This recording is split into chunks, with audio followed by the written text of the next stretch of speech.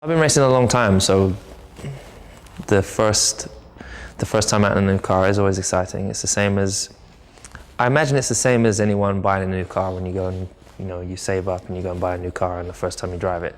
That excitement is the same as when I get to go in my Formula 1 car, except it's even a lot more fun.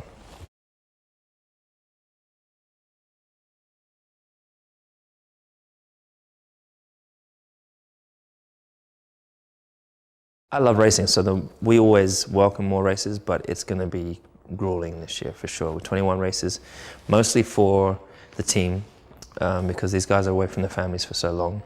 The car's going to have to go the further distance. There's more points available, so the championship's going to be mentally even more challenging than it has in the past. And yeah, but I love driving new tracks. I love going and seeing new places. I've never been to Azerbaijan, so I'm super excited to go there.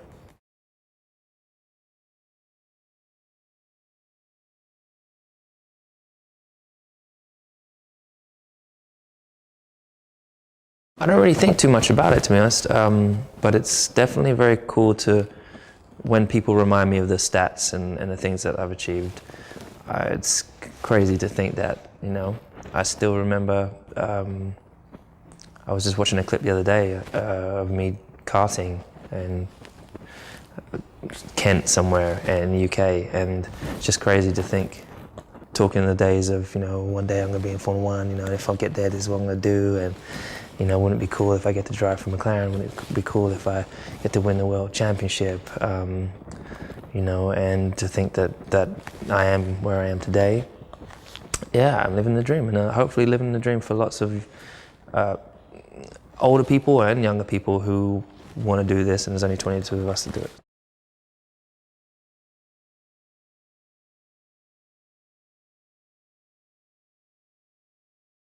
Motivation is easy, but motivation applies to different things. When it comes to racing, it's simple because I'm just super competitive.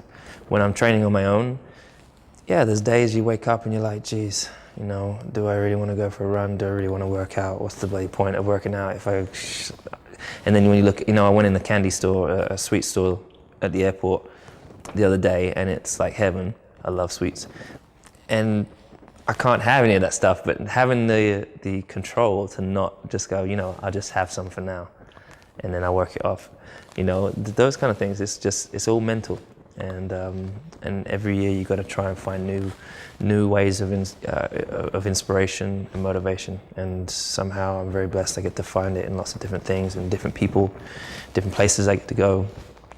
Be it fans, be it iconic individuals that I get to meet, or movies that I get to see. And I'm afterwards, I'm like, yeah, I want to do that. Like I was watching a boxing movie recently, and that made me want to get up and box. The next day I went boxing.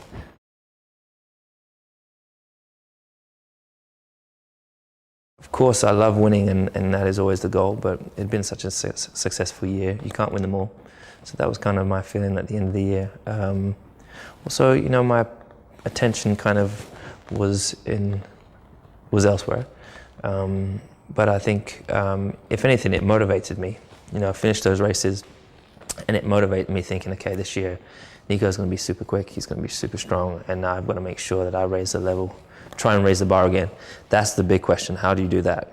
Because each year, the last 2 years I've done that each year, but to be able to do it a third time is hard, and you could easily lower the bar. It's easier to lower it than to raise it again. So that's the unknown. And I just was on the simulator just before I did this, and grateful that I can still drive. So.